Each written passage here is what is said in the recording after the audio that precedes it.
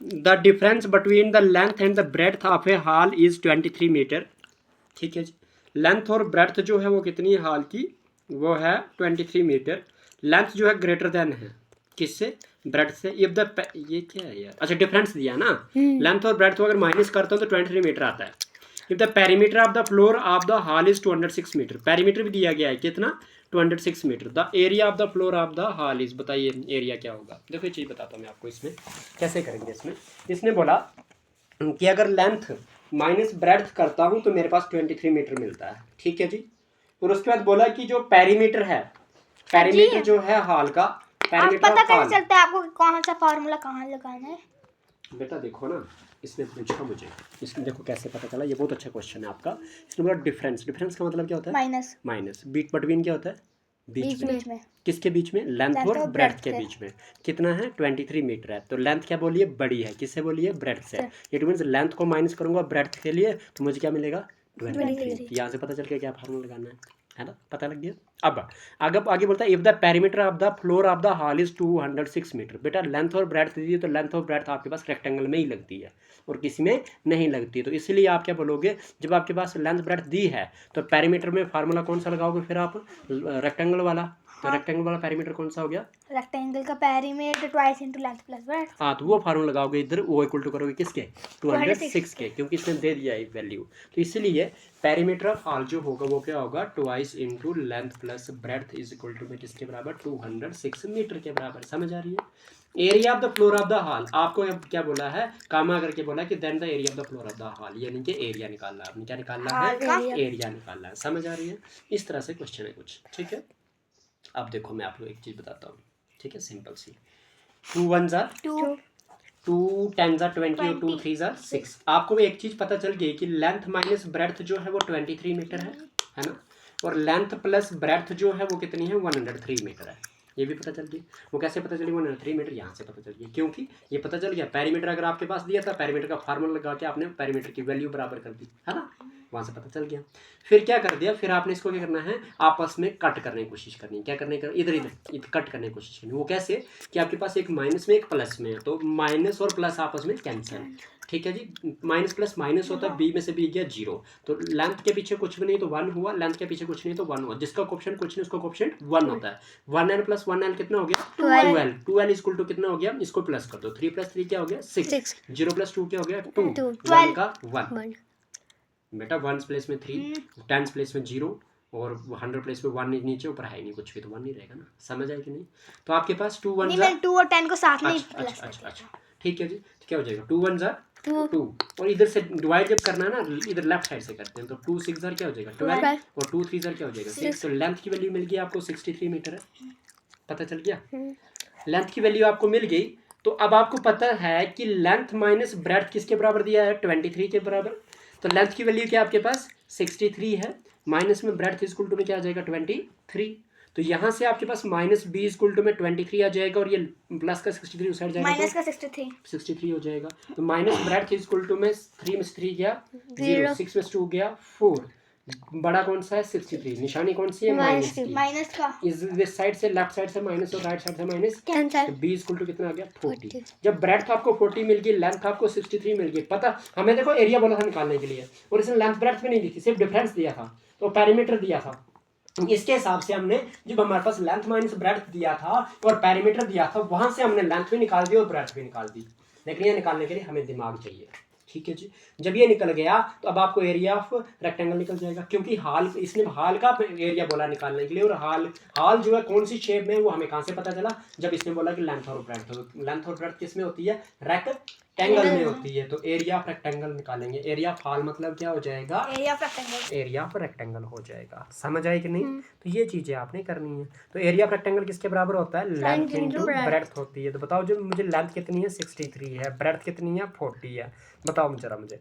4 0 तो बाद में लगाएंगे, 4 3 जार 12, कैरी गया 1, 4 6 जार 24 प्लस 1 25, और 2520 मीटर का स्क्वायर कौन सा आंसर है, 520 बी पार्ट। पता लग गया। क्वेश्चन थोड़ा सा इस तरह से। ठीक है जी, क्वेश्चन नंबर 11 करेंगे। क्वेश्चन नंबर 11, बोलता है if a room 15 metre long requires 7500 tiles. एक रूम है, एक कमरा है जिसको 15 मीटर लंबे टाइल 15 मीटर लंबा है, ठीक है जी, जिसको 75,000 टाइल लगते हैं। ईच टाइल की जो आपके पास वो डायमेंशन वो 15 सेंटीमीटर 15 सेंटीमीटर इंटू 12 सेंटीमीटर है। To cover the entire floor then the breadth of the room की ब्रेड्थ निकालनी। देखो बच्चे एक चीज़ बताता हूँ मैं आपको, जब आपके पास आपने निकालना क्या है, ब्रेड्थ निकालनी, जो निकालना वो नीचे रखोगे। तो आपने निकालना क्या है, नीचे वाला निकालना है, यानी कि आपको निकालना है 15 मीटर इंटू में ब्रेड्थ, है ना, ओके। और आप मुझे बताइए, आप ऊपर टाइल कितने लगे हैं आपके पास, 75,000 लगे हैं, ठीक है जी, 7500 लगे हैं। और जिसमें टाइल की जो लेंथ है वो कितनी है आपके पास, 15 सेंटीमीटर इंटू में 12 सेंटीमीटर, यही है। तो इधर क्या करोगे, 7500 टाइल तो लगे आपके, मल्टीप्लाई बाई 15 लगा, मल्टीप्लाई बाई 12 तो लगा, लेकिन डिवाइडेड बाई 15 मीटर को भी सेंटीमीटर में कन्वर्ट करोगे तो मल्टीप्लाई बाई क्या करना पड़ेगा, 100, क्योंकि एक मीटर में कितने सेंटीमीटर होते हैं, मल्टीप्लाई बाई क्या हो जाएगा, ब्रेड्थ हो जाएगी। समझ आ रही है, क्योंकि ब्रेड्थ तो निकालनी है आपने, जो निकालना वो नीचे होता है। सर ये 15 से 15 कैंसिल, ये से ये कैंसिल, डबल जीरो से डबल जीरो कैंसिल, तो b इक्वल टू क्या हो जाएगा, b इक्वल टू में हो जाएगा 12 इंटू 75 इंटू 12 हो जाएगा। तो b इक्वल टू में क्या हो जाएगा, 12 5 जार कितना होता है, 60, 6 कैरी चला जाएगा, 12 7 जार कितना होता है, ये 72, हाँ 72 और 6, 12 7 जार 84 होता है, अच्छा हमने 12 6 जार 72 होता है ना, 84 प्लस 6 कितना होता है, 84 प्लस 6 ये 90 होता, तो 900 क्या आ गया, सेंटीमीटर आ गया। लेकिन मुझे किस में चाहिए, मीटर में चाहिए, तो मीटर में चाहिए तो 900 को डिवाइड करेंगे किसके साथ, 100 के साथ, तब जाके मीटर में आ जाएगा, ये हो जाएगा ये कैंसिल। तो b की वैल्यू कितनी आ जाएगी, 9 मीटर, कौन सी आ जाएगी, 9 मीटर इज ए पार्ट। बताओ टफ था, नहीं, बस याद रखना है कि निकालना है कैसे, क्वेश्चन को समझा कैसे। इसने बोला कि इफ ए रूम, एक कमरा 15 मीटर लॉन्ग, मतलब 15 मीटर लंबी आ गई, लेंथ आ गई 15 मीटर, रिक्वायर्ड 7500 टाइल्स, तो मतलब जो मेरे पास दिया है वो क्या है, 7500 टाइल है, और हर एक टाइल की 15 centimetre into 12 centimetre to cover the entire floor then the breadth of the room.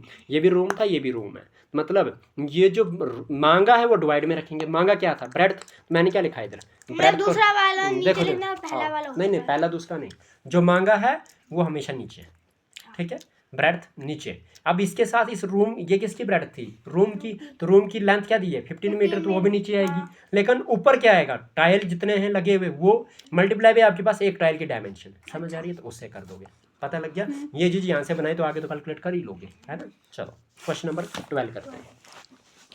12 क्या कहता है, बोलता है इफ टू, पढ़ो जरा आप, perimeter of, if the two, ठीक है, PER perpendicular side of right angle triangle are 5 centimeter and 12 centimeter, then the perimeter of triangle is। देखिए जी, अभी तक ट्राइंगल का कोई क्वेश्चन नहीं पढ़ा था आपने जब आपने प्रैक्टिस क्वेश्चन करा था, है ना। अब आया क्वेश्चन इधर, बोला कि दो परपेंडिकुलर साइड्स जो हैं राइट ट्राइंगल की वो क्या है, 5 सेंटीमीटर और 12 सेंटीमीटर। एक चीज बता दीजिए मुझे, राइट ट्राइंगल कैसी होती है, ऐसी होती है, इधर इधर ऐसी होती है राइट ट्राइंगल आपकी। तो परपेंडिकुलर साइड कौन सी, जो 90 डिग्री पे बराबर होगी, ठीक है। तो ये भी 90 डिग्री पे सीधी है और ये भी 90 डिग्री पे सीधी है। तो मतलब जो छोटी वाली साइड होगी वो 5 होगी और बड़ी वाली साइड जो होगी वो 12 होगी। समझ आ गई है। दो परपेंडिकुलर साइड्स बोलता है इस तरह से हैं, ठीक है जी। पेरीमीटर ऑफ ट्राइंगल बताना, आपने क्या बताना है, पेरीमीटर ऑफ ट्राइंगल बताना। तो मतलब ये साइड निकालनी पड़ेगी आपको। ये साइड निकालने के लिए आपको मैं एक चीज़ बताता हूँ यहाँ पे, वो चीज़ मैंने आपको नहीं बताई थी, अब मैं क्लियर करवा देता हूँ ताकि आप लोगों को कभी भूलेगा नहीं, ठीक है जी।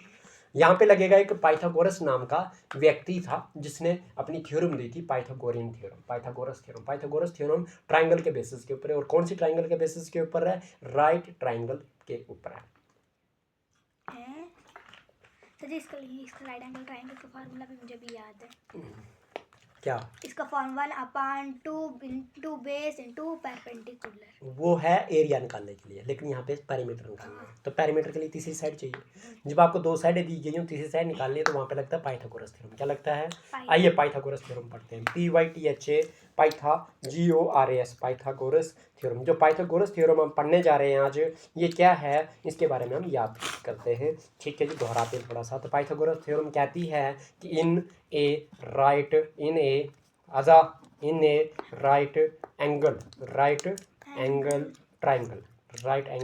ट्राइंगल, अगर एक राइट एंगल ट्राइंगल है आपके पास, ठीक है, उसमें आपके पास ये वाली बनती है राइट एंगल ट्राइंगल आपकी, है ना। उसमें क्या होता है, उसमें एक एंगल 90 डिग्री का होता है ना। समझ आ रही है। 90 डिग्री एंगल के जो ऑपोजिट वाली साइड है इसको बोलते हैं हाइपोटेन्यूस। क्या बोलते हैं? हाइपोटेन्यूस। टेन के स्पेल 10 यूएससी यूज, हाइपोटेन्यूस। ठीक है जी, हाइपोटेन्यूस। यूज को यूज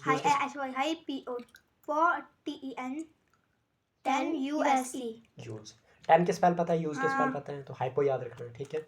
अब क्या हुआ, अगर एंगल यहाँ पे बनता है ऊपर, अगर यहाँ पे एंगल बन रहा है एक्स, क्या बन रहा है एक्स, इसके इस एंगल के सामने वाली साइड कौन सी है? ये वाली। तो तब ये नीचे वाली परपेंडिकुलर है। तब क्या है ये नीचे वाली परपेंडिकुलर। क्या है ये? परपेंडिकुलर। समझ आ रही है। और जो बची हुई साइड है उसको कहते हैं बेस। क्या कहते हैं? बेस। वहीं पे अगर मैं आपको बता दूं कि एक और ट्रायंगल मैं बनाता हूँ यहाँ पे, ये ट्रायंगल मैंने इस तरह से अगर बना दी तो यहाँ पे अगर मैं बोलता हूँ ये 90 डिग्री है, ठीक है, तो इसका सामने वाली साइड जो है वो हाइपोटेन्यूस है, एच लिखूंगा। ठीक है। अगर मैं एंगल पहले ऊपर बनाया था, अगर मैं एंगल अब नीचे बनाता हूँ इस वाली साइड, ठीक है, 90 डिग्री के अलावा जो एंगल दो बचते हैं, अगर यहाँ पे बनाता हूँ मैं एक्स डिग्री, अब इसकी जो ऑपोजिट वाली साइड है ये परपेंडिकुलर हो जाएगी। अब पहले ऊपर एंगल बना था तो नीचे परपेंडिकुलर आया था, अब इधर एंगल बना तो ये वाली साइड परपेंडिकुलर आ गई, ये बेस आ गई। समझ आ गई है, ये चीज पता चल गई। अब मैं आपको बता दूं कि यहाँ पे सीधी सी बात इंग्लिश में लिखूंगा कि साइड ऑपोजिट, क्या बोलूंगा मैं? Side opposite to 90 degree angle, 90 degree angle, 90 degree angle के जो ऑपोजिट साइड होती है इज नोन एज, उसको बोलते हैं हाइपोटेन्यूस। क्या बोलते हैं उसको? हाइपोटेन्यूस। कोई डाउट नहीं है ना। एक चीज ये, फिर उसके बाद मैं बोलता हूं कि side opposite to angle either of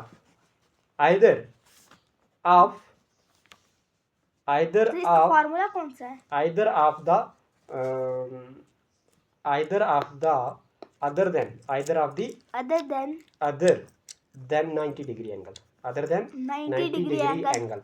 मतलब ये हुआ कि आपके पास वो वाली साइड जिसका एंगल 90 डिग्री के अलावा कोई भी साइड, 90 डिग्री के अलावा कोई भी एंगल के ऑपोजिट, मतलब 90 डिग्री के अलावा आइदर ऑफ द एंगल, चाहे इस यहाँ पे एंगल बने चाहे यहाँ पे एंगल बने, इसकी जो ऑपोजिट साइड होगी, इस एंगल की जो ऑपोजिट साइड होगी, या फिर इधर एंगल बने तो इसकी जो ऑपोजिट साइड होगी उसको कहेंगे 90 डिग्री के ऑपोजिट वाली साइड को हाइपोटेन्यूस बोलते हैं। और 90 डिग्री के अलावा जो दो एंगल बनते हैं उसको उनमें से किसी भी एक एंगल की ऑपोजिट साइड,